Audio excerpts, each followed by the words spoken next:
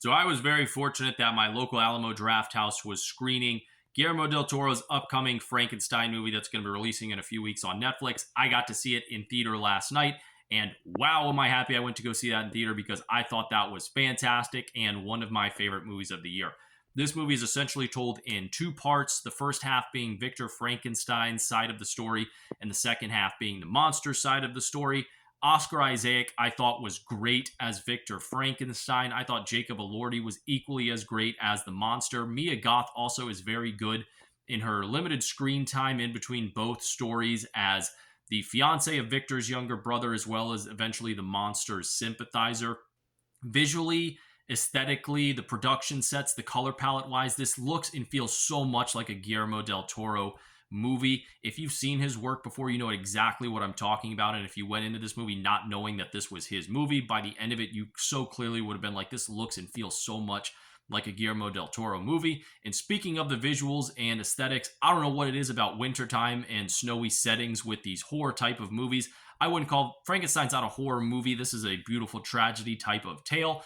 But in regards to the kind of the horror elements with it, we had Nosferatu last year set in a very similar setting. We actually had Black Phone 2 recently set in the winter.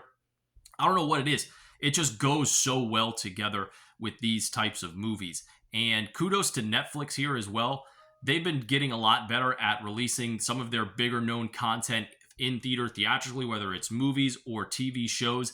This is a great movie to see in theater. I'm happy I didn't wait till streaming to see it on Netflix. So they get a lot of props here as well. And pacing and vibe wise, this felt like I was almost like going to a theater play. It's definitely not a it's definitely not a play in that sense, but with the music and with the beautiful production sets, I felt like I wanted to wear a tuxedo in the theater and just sit back and watch this beautiful production for the entire 2 hours and 30 minutes.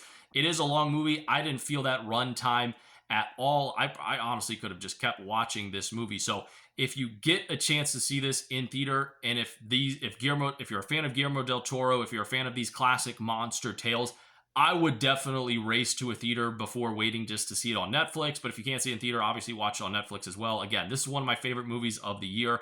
I think this, just from top to bottom, is really well done. There's also some aggressive, probably in the horror element parts, there's some aggressive kind of action-y kind of scenes, some grotesque scenes with the monster side of the story. So Guillermo del Toro packs that into this movie as well. So big thumbs up from me. Frankenstein, I give it about a 4.5 out of 5. Honestly, maybe a 5 out of 5 if I start thinking about it more, but definitely worth the watch.